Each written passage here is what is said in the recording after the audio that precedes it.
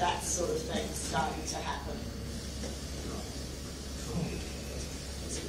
Okay. Okay, next one. Page 7, question 4.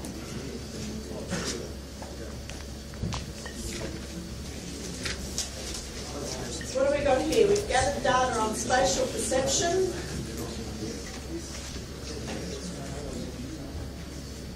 To estimate either 5 centimetre length or a 10 centimetre one. It's even readable. We've also recorded gender, age range in decades and whether they were right or left-handed. Okay, so what do the p-values in this output tell us? So we're going to have to go through each of the p-values one by one. Okay, and I usually like to start with the one that looks like an interaction type of a thing.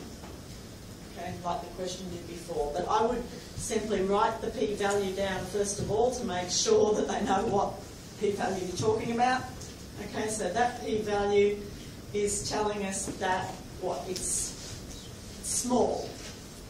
Okay, it's quite small, so there's strong evidence there in whatever's going on. So I'd make sure I write that down. Strong evidence of what? What is it that we're looking at? It's the estimate of the length, the 10 centimetre lengths. So it's strong evidence that the difference in estimates for the different age groups depends on whether or not you're left or right-handed. Okay?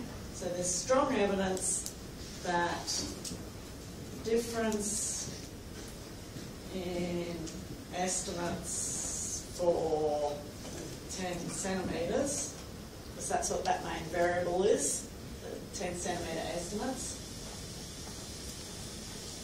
So the difference between the different age groups, the difference between age groups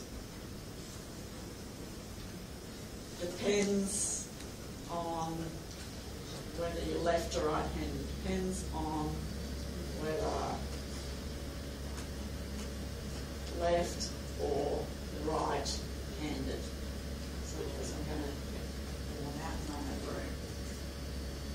Okay, so you've got strong evidence that the difference in estimates for 10 centimetres between the age groups, so the difference in those estimates between the age groups, actually depends on whether you're left-handed or right-handed. Okay. Then if we look at the other two p-values, they're both large. So in both cases, they're going to tell us that there's nothing happening. Okay, so one of them, 0.217, that there is no insufficient evidence or no evidence that the estimate for 10 centimetres is different between 4 different age groups.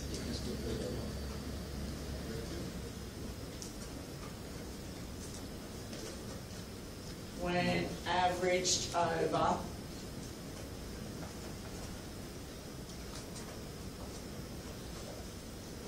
left and right-handed people. Okay. Now I won't write down the other one because it's exactly the same with the two factors interchanged. Okay.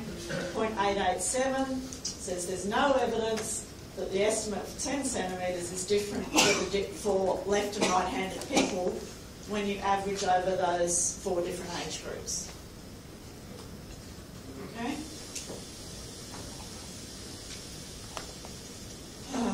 What does the value of R squared adjusted tell us? So R squared adjusted is 7.533, which for starters is pretty small. Okay. So it tells us that we've only managed to explain that sort of proportion of the variation in lengths by fitting this model, which isn't very much. Okay. So what would I want to say? Only explain what is it? About 7% of the variation in estimates of 10 centimetres by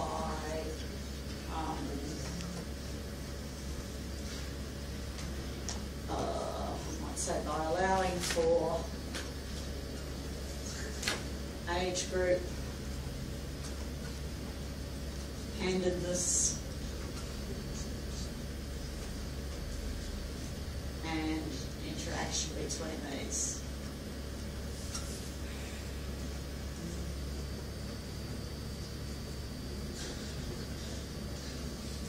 Yep. So, okay, so that's for R squared adjusted. What about the R squared?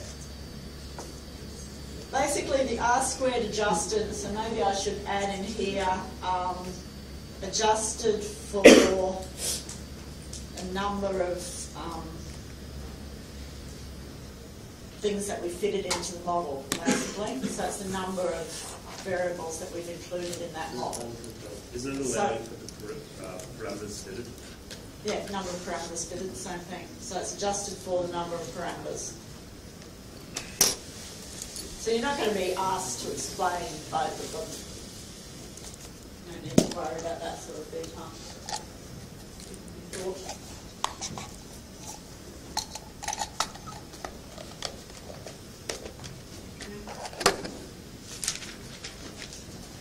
Okay, 7, 8. Okay. Comment briefly on this plot. Okay, it's an interaction plot.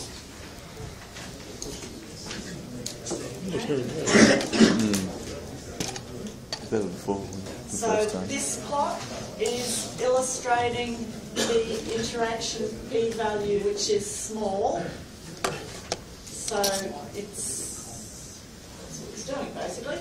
It's illustrating the fact that there is an interaction, and it also looks like the what are these? The estimates for, in particular, the 20 to 29-year-olds who are left-handed. Well, I'd say it makes it look like the left-handed people have a big increase with the 20 to 29-year-olds, whereas the others are much more stable. Okay, so it illustrates the interaction. You definitely want to say that. Illustrates the interaction. Or actually, I'd say it illustrates the significant interaction.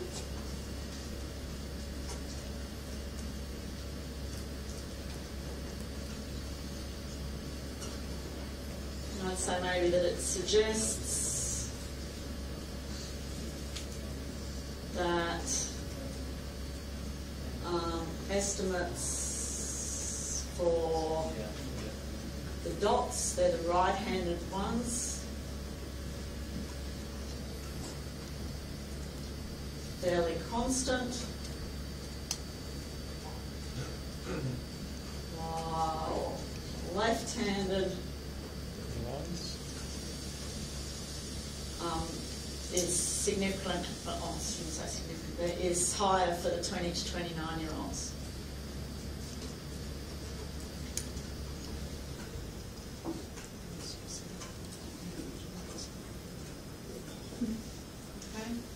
So you want to say it's illustrating the significant interaction, and it's maybe useful if you can read something into the plot about what's going on. That's what I would say there.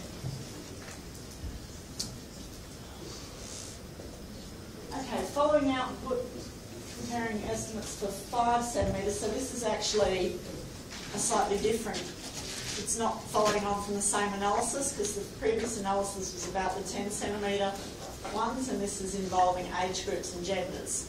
So it's not in the same analysis, it's later on. What does this output tell us? So we've got confidence intervals here, okay, comparing each combination. So if we look at those confidence intervals, we compare the 10 to 19-year-olds with 20 to 29, 30 to 39, 40 to 49, 20 to 29 with 30 to 39, and so on. What we're looking for here is where the confidence intervals don't overlap 0. Okay? And basically there is only this one here which doesn't overlap 0. And you can see it by looking at the values of it, okay, because they're all positive values. So if the confidence interval overlaps 0, it tells you that you can't differentiate between the two levels, in effect. So here, this is telling you that there is a significant difference between the 10 to 19-year-olds and the 20 to 29-year-olds. Whereas all the other age groups you can't differentiate between. Okay? So it's telling you that the only significant difference in 5 centimetre estimates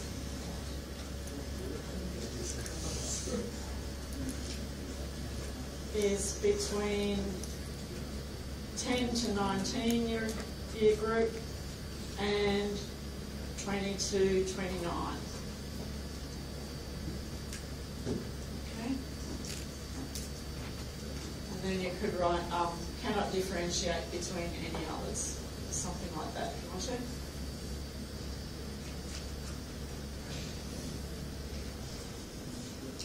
Between any other pairs.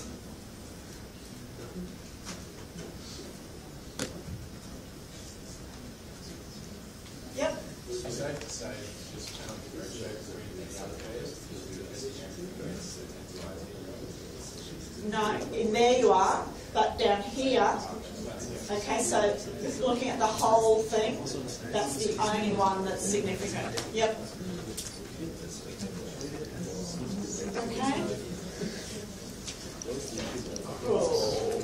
Next is the next question.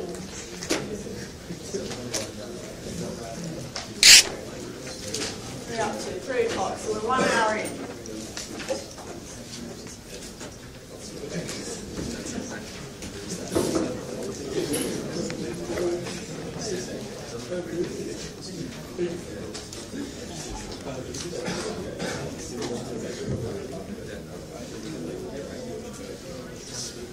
Okay, so we've got rental prices of houses, considering the effects of distance and public transport, number of bedrooms, and letting agent. Letting agent takes values 1 for houses let through agent A and 0 for those let through agent B. Okay, and we can see from our output that we've done a regression analysis.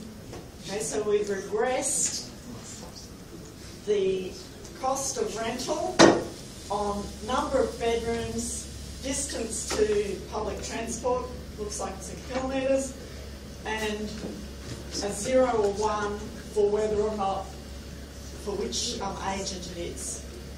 Okay? So, what have we? A p-value, of course. There's a lot of, finding words to describe p-values. P-value of 0.00. Okay? Very, very small p-values, so very strong evidence. So that's what I'd start with, indicating that there is very strong evidence that. Okay? Very. You still read this? Up the back? Yes, because these pens are getting a bit pathetic. Very strong evidence that. Now, what is it? It's a regression, So we've got a linear dependence and a linear relationship that, or that whatever that variable is, which one is it? Bedrooms. That very strong evidence that there's a significant, very strong evidence that there's a linear relationship between, that there is a linear relationship Between bedrooms and price. between price of rental, just going to write price there, and number of bedrooms. Okay, and then you should say when you've allowed for those other things that are also in the model. Okay, allowing for distance to public transport and agent. Okay, so you've got to say there's very strong evidence. You should say that something about being linear relationship with whatever that variable is that's significant, and you should say that you've allowed for the other variables that are also in that output. Okay? Okay, I won't write down all of these because they're basically the same.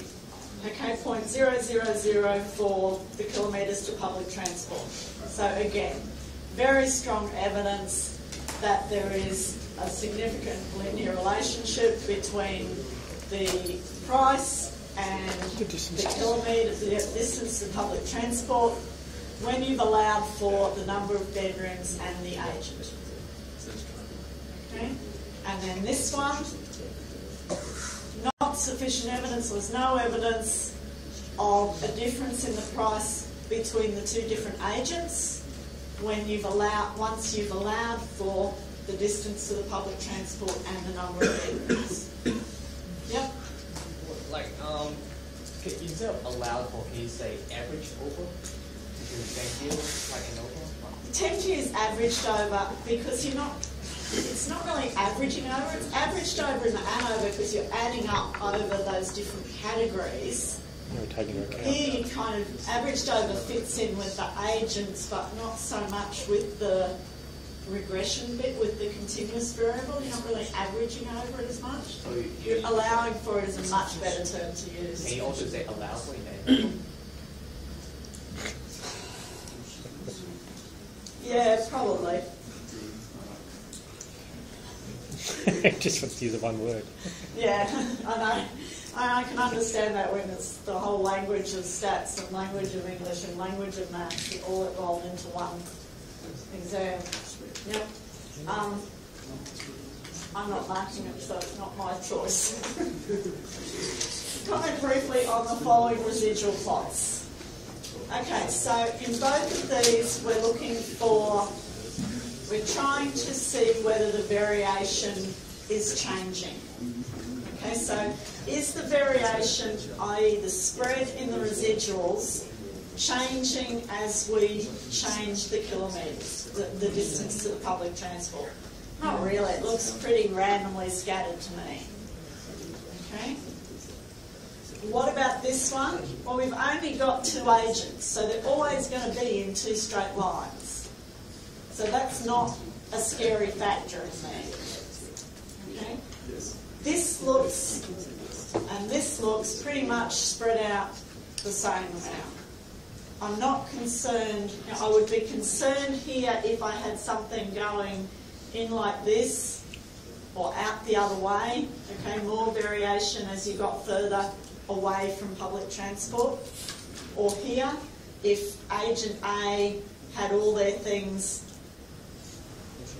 close to the mean, whereas agent B was a lot more spread out. Okay, those things would concern me. But here, the variation is looking constant for the different X values. Okay, so I'm not worried about it. So there is no concern that about variation changing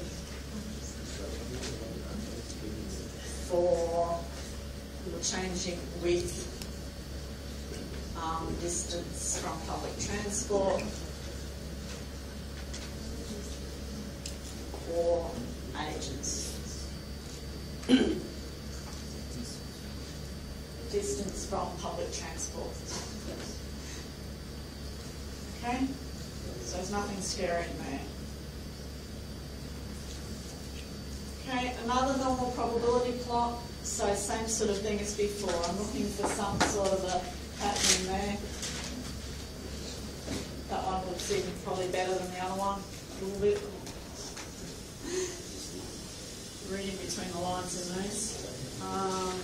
Okay, so I'm not really concerned about that. Looks fairly normal. I'm going to write happy with normal assumption.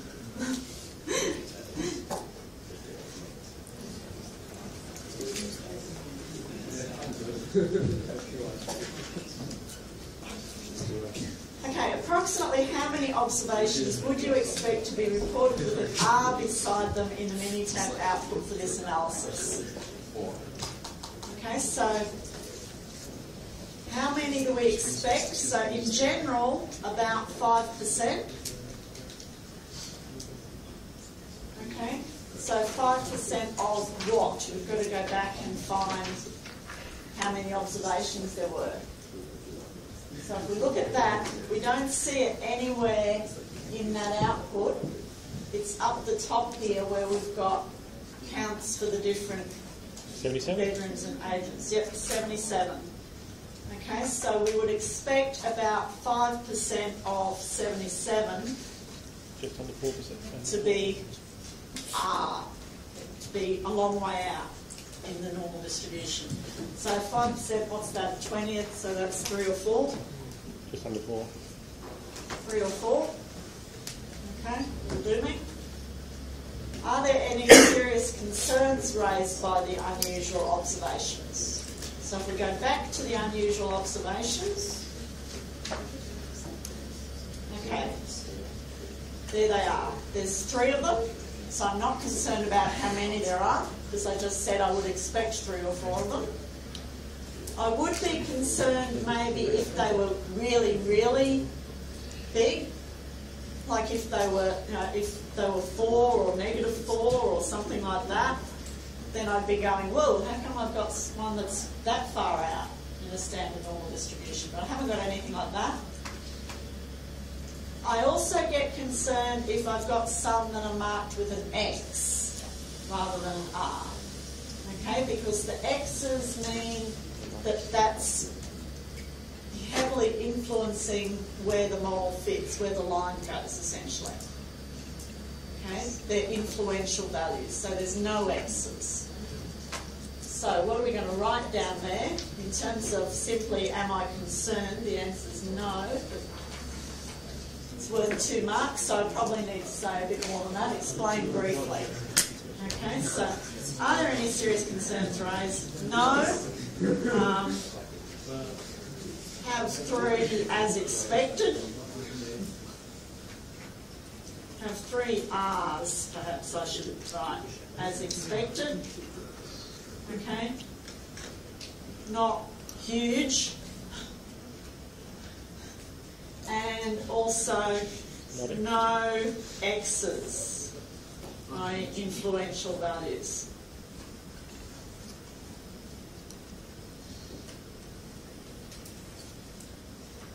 Okay. And I'd be happy with that. Give you 2 marks for that. Sorry, Yep. do you have to expand on huge as in what's huge? Well, that was like 2 to the power. No? 22, I think. I don't know that I've ever seen any in your examples where there are R's that are way out anyway, so I'm not even sure whether anyone should say that. Sweet, it's easy 2 marks. Okay, so we've done all the regression, we've done the analysis of variance, we're up to the 1 and 2 sample stuff. Watching this like right before the exam. Watching this right before the exam. Yeah. Are you ready?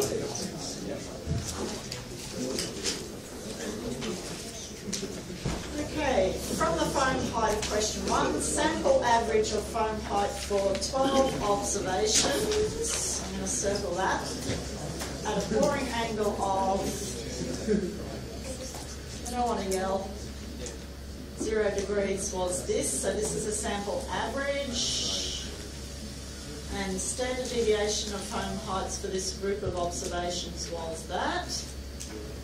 Assuming the variable is normally distributed, use this information to provide a 99% confidence interval. Okay, so we want a confidence interval for the mean height. Okay, so do we remember what the confidence interval looks like? It's going to look like x bar plus or minus something from some tables. Okay, so we'll come back to something from some tables. Times now, is this this standard deviation here of 12.16?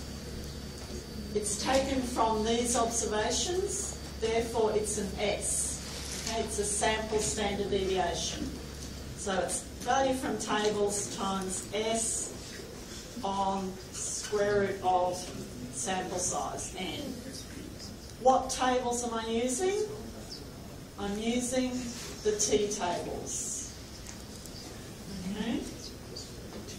So just because it says assuming a normal distribution doesn't mean I go to the normal tables. It's a normal distribution for the foam heights, but once I estimate the standard deviation, the value that goes in here becomes a T value. Yep. Why is that? Because I'm estimating the standard deviation. But from my sample, I have a sample standard deviation, not a population one. Okay? If I knew, or if I was happy to assume that for all of these, so not just for my 12 sample size 12, but for always, I had previously observed from a lot of observation a standard deviation, then that would be a population one. Okay, but here I've got a standard deviation from these observations. It's an S. As soon as I put an S in there, I put a T in here. T distribution with degrees of freedom given by sample size -1. Okay, so putting values into there, X bar is 21.83. T I'll look up in a minute. So 21.83 plus or minus, we'll look up the tables, S is 12.16 and square root of n is square root of 12.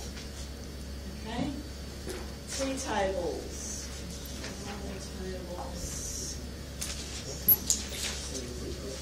Table 1, table 2, here we go.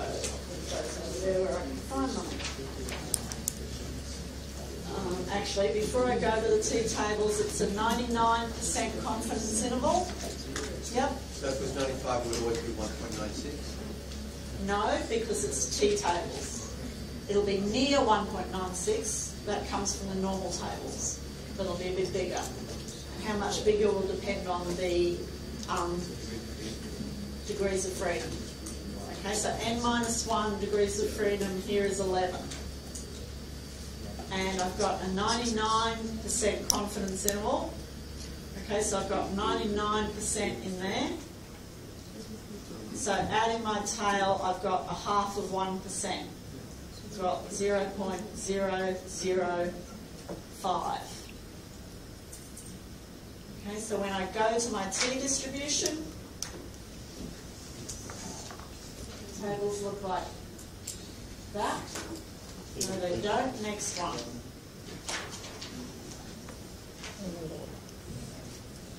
I said it. That's it. Sorry. Thought that was something else. 3.186. Okay. So across the top is that 0.005 that I'm looking for. Down the side is my degrees of freedom. N was 12, so I want 11. So I'm looking on that row there. Across the top, I want this column here. Okay, my alpha is my 0.005. Half of 1 minus 0.99. So down here, I've got that value there, 3.106. So that is going in here, 3.106 times 12.16 on root 12, and I might even have a number for that somewhere. Page 12.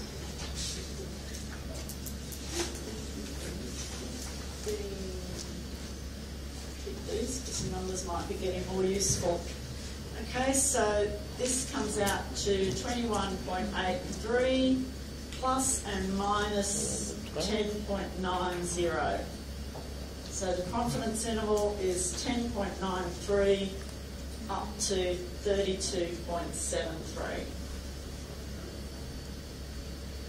Okay. Next question. Publican wants to know what range of heights might be observed when a stubby is poured into a glass under these circumstances. Based on this information, obtain an interval in which you are 95% confident that 90% of these foam heights will lie. Okay? There is only one scenario where you come across that crazy sort of phrase. Okay? As soon as you see something percent confident that something percent of foam heights, tolerance interval. Okay, that is the only scenario where you have that double probability, if you like. You have no other examples in your course like that. So as soon as you see that, it's a tolerance interval. Okay. And the tolerance interval always looks like X bar plus and minus something from the table, which I'll go to in a minute, times S. Okay, no root N. Okay, so the X bar we have from above 21.83 plus and minus the S we have from above 12.16. The K we need to look up in that special table that we only use in this situation. I have this somewhere. There you go, table 10.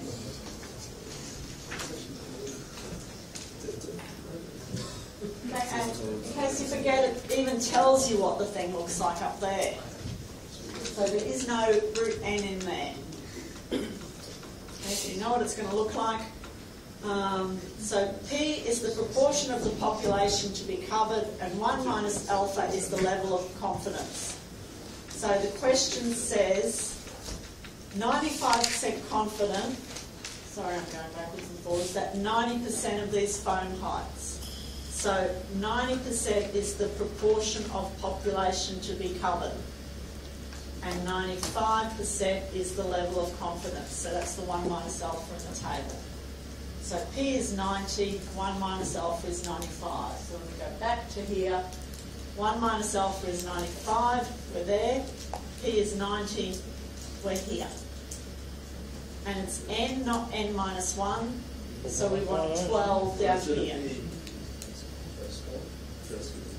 Oh, 90, wrong one, sorry, thank you. 90, yep. And we want 12 here. So there it is, 2.655.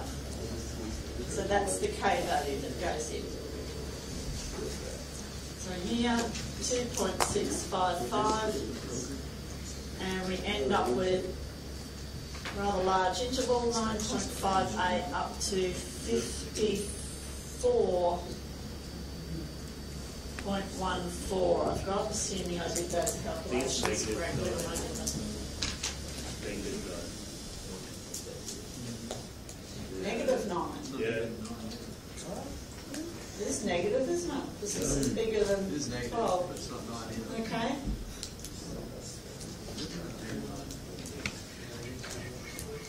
No, it could be negative 9. It's negative. Yeah, that's Negative 9, yeah. Okay, so you get negative 9, but it's pretty negative hard. 10.45. I did it in my head, did I? It was a bad day. Negative 10.45. Yeah. Okay, which doesn't make a lot of sense.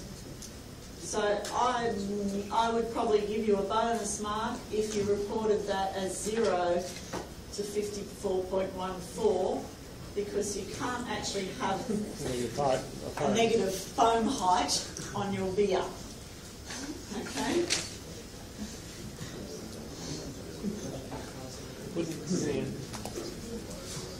But I would suspect that that would be a bonus mark rather than a mark that would be expected of you. Actually, don't know. Okay. Now we're interested in estimating this magical foam height to within 4 millimetres with a confidence level of 95%. Using 12 millimetres as the standard deviation of this measurement, how many observations do we need?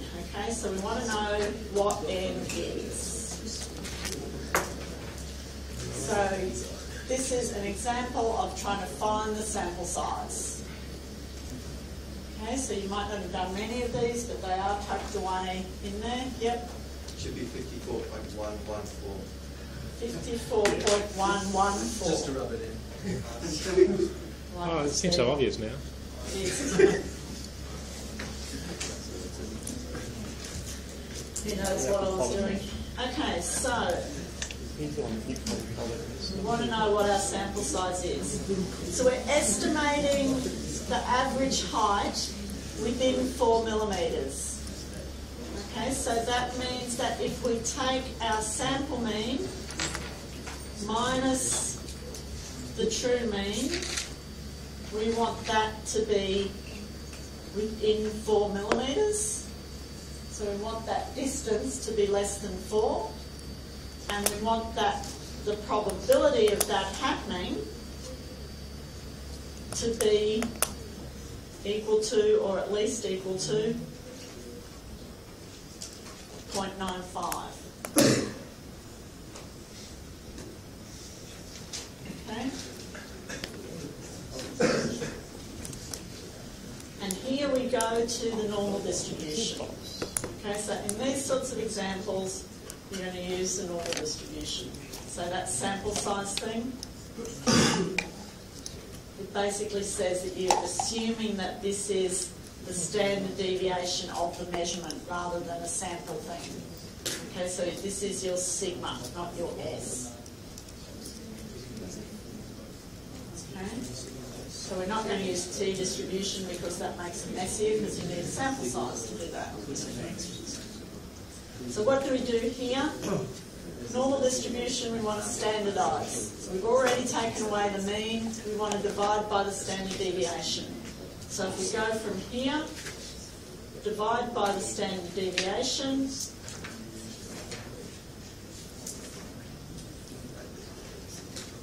do that on both sides in effect.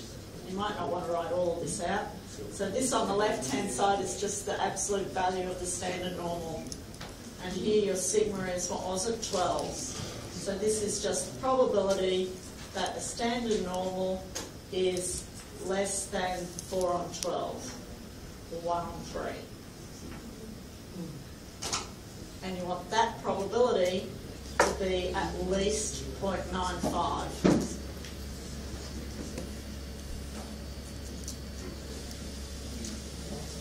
If I go to my normal distribution,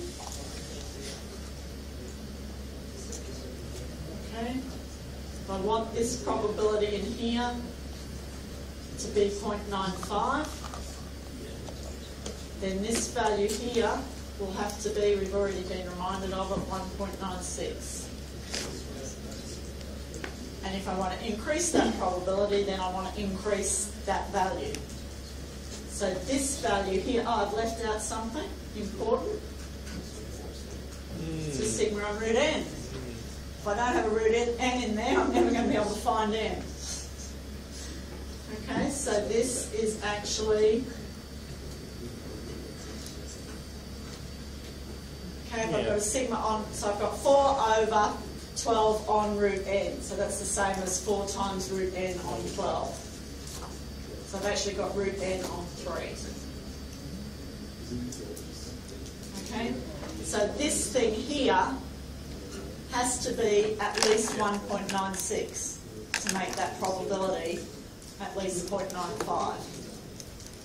So 4 root n on 12, let's cross out the 4 on 12 and make it just on 3. So root n on 3 has to be at least 1.96. If we solve that, we've got 1.96 times 3 and square that, so we've got n has to be greater than or equal to 1.96 times 3 squared. Which means that comes out to 34.6, so it's at least 35. Okay, so we're right up here now, just to be really messy. At least 34.6, so n at least 35. Okay, so always take it up, even if I got n greater than or equal to 34.1, it's got to be greater than or equal to that, not less than that. So I can't go to 34, I've got to go to 35. Okay? So I need at least 35. Okay, what's next? Researcher is investigating the stresses in 2 types of flooring. Experimental loading. Where's page 13?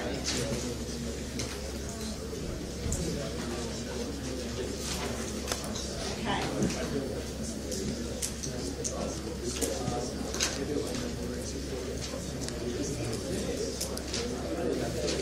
So if we read through all of this question,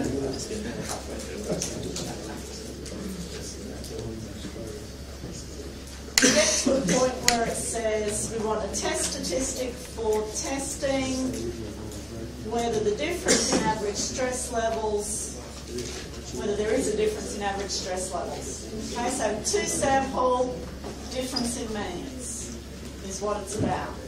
Okay, so up the top, the A minus B is going to be the difference in the 2 sample means, basically. Okay, so A and B are, in terms of what they are, they're the sample means. And what are those? We go back to the questions. Sample mean of 93.1 and the sample mean of 89.4. Okay, so this one I'll make 93.1 and 89.4. Okay. C and D, what are they? They're the numbers of things. On the bottom there, this formula basically looks like x bar minus y bar on sp square root of 1 on n plus 1 on m, or something like that. Okay, they're the numbers attached to those 2 sample means. So there were 10 of them and 8 of them. Number of observations. So 10 and 8. Okay.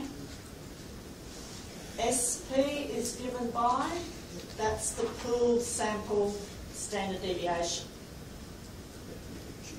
Okay, so it's the square root of, so SP is the square root of n minus 1 times S1 squared plus n minus 1 times S2 squared divided by n plus n minus 2. Yep. Yep. So the K is on the bottom. Look a bit. It's just the 9 plus 7. 16. F has to be S1 squared that was associated with 10. So it has to be 3.84, but that's an S, so it's got to be that squared. So this must be 3.84 squared. You can't see. You can't see, thank you. Can't see both of them. That one was 3.84 squared. The other one is 5.49 squared. Okay, going back to the question, there they are. The observations of 10 were from a standard deviation, so that's S of 3.84, and there were 12, I write down there again, sorry, and there were 8, sorry, from a standard deviation of 5.49. So I've got to square those and multiply by the n-1 types of things. Okay? So that one will be what? Between 9 and 16, and this one will be between 25 and 36. Okay?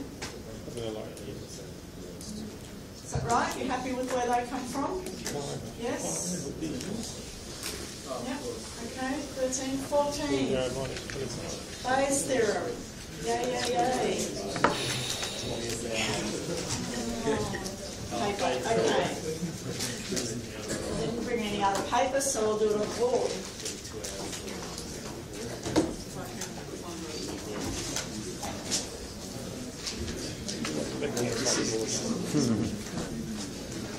Okay, ultrasound testing can be used to identify internal cracking, blah, blah.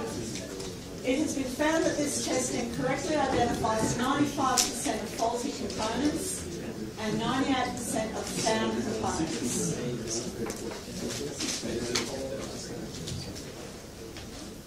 Thank you. Okay, so we've got two main variables that we want to define. So here, one of them is clearly whether the component is faulty or not. Okay, so I'm going to call F component faulty.